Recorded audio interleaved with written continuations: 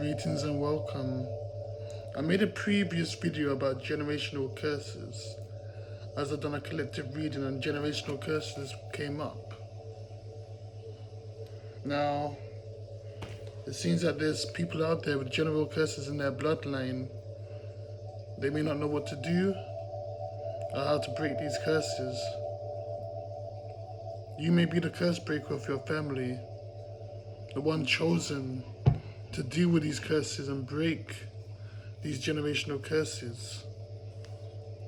And a way to break these generational curses is to be different from your ancestors. Do the things that they didn't do in their lifetime. You gotta start with grounding yourself. Make sure you're grounding yourself daily. Staying grounded is important to keep you in a good place, in a good position, to keep your mind clear, to gain clarity, and to keep you safe. Also, ancestral elevation. A lot of us from the diaspora, we've lost touch of our ancestral practices due to colonization, religion, Christianity, Islam, and things like that. But it's time for you to take back these traditions. Take back what has been lost. Venerate your ancestors, elevate them. If you haven't done so already, set up an altar to honor your ancestors. And a simple way to set up an altar is to have a white candle, a white cloth, a small table. On that table, you're going to place your candle. You're going to cover it with a white cloth. With your candle, you're going to have a glass of water as your conduit to spirit. Also, you're going to need to have some coffee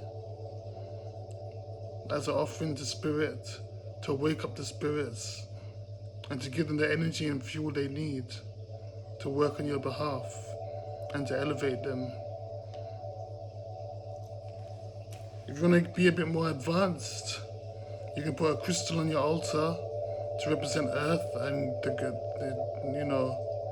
represent earth, and an incense stick or some form of incense, whether it's charcoal, your bread and frankincense on it, or some other form of incense that you can use. There's many choices you can use. I use benzoin, I use copal, and I use frankincense and myrrh. But you can also use incense sticks, such as these. These are very simple and easy to use. You can burn yourself a nice incense stick. You want to honor your ancestors by calling out their names, finding out who they are, doing some research and some digging, learning about your family history from the elders, from family records, and learning the names of your ancestors so you can call them out on the altar, in front of the altar, when you go to light your candle. And you want to say some prayers and just give thanks to them. Thank them for bringing you here. Thank them for the life they've given you and for paving the way. Thank them for living the life they did so that you can thrive and flourish. You want to consider having also a head wash. Clean your head. Cleansing your head is a way to push away these generational curses that afflict you. It's a way to stave off generational curses. When you keep your head clear, spiritual attachments, spiritual attacks get washed away. So then generational curses get pushed back. Now, a good way to cleanse your head is use some herbs, light herbs, nothing too heavy, because your head is very sensitive. You don't want heavy energies on your head. You want something light and easy to use, like lavender, rose petals, basil, coconut water, cow's milk, pure milk, and other herbs similar to that. There's a whole list of herbs you can use, but that's something to be discussed in a future video. Next, we want to work on love, self-love, love for your ancestors, and love for your family.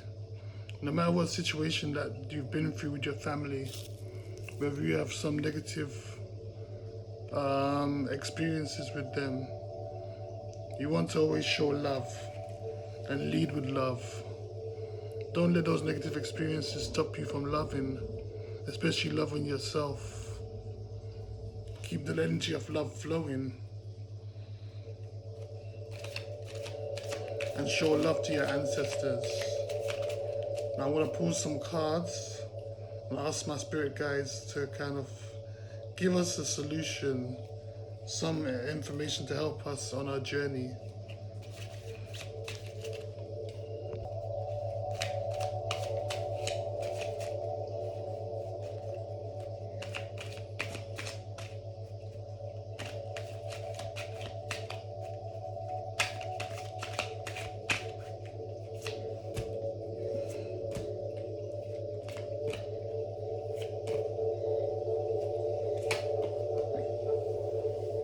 Okay, so we've got the Ace of Wands in reverse, which shows that you're in a position to escape. You're in a place where you feel comfortable, but you don't want to move. But it's time for you to move forward. With the Devil in reverse here, the toxic forces working against you, the negative energy, the generational curses, I should say, they're being broken by your very presence, by your very existence. You are the curse breaker. Every step you take is one step towards breaking this curse. You've been searching, you've been seeking, you've been looking for answers. You've been trying to figure this out. And now your answers are here. With the Two of Chalices in reverse here, you need to make these connections.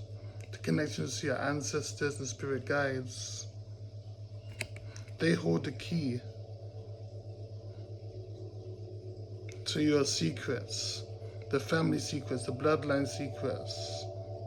And once you start connecting with your ancestors, the secrets will start being revealed slowly and surely.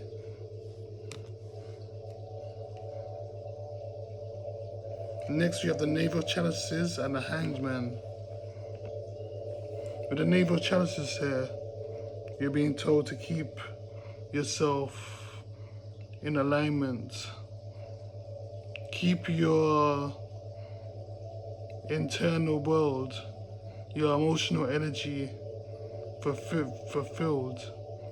Refill your emotional energy. Don't let your cups pour out. Don't let your energy leak out. So keep working on your protection, your cleansing, and your grounding. With the Hanged Man here,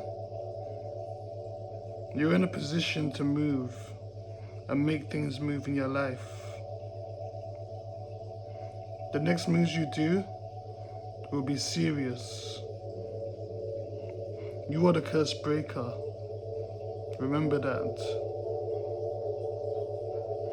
Take informed action on what to do, on what you want to do.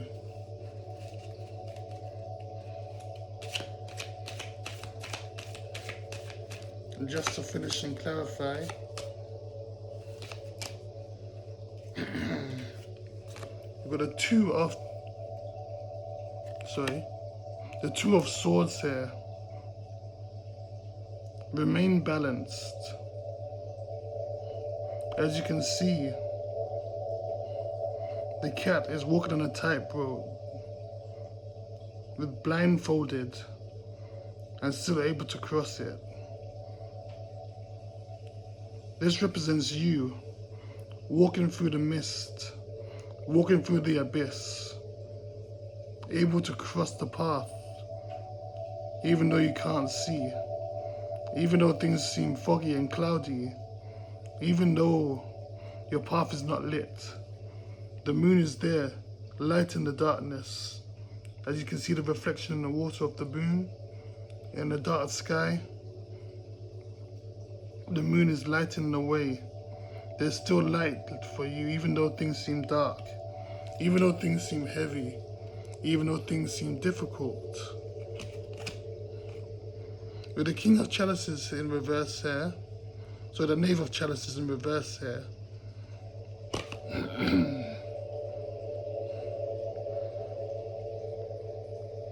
One must protect your energy. Be wary about the people you're around and who you trust. Be careful about who you share your energy with, because there are a lot of vampires out here. And the magician finally is showing that you've got the magic, you've got the power, you've got the tools necessary to make a change, to make things manifest, and to change the course of your life and the life of your family members and those around you. Keep on pushing, keep tapping into your magic, keep tapping into your potential, keep tapping into your power, and utilize the tools that you have at your disposal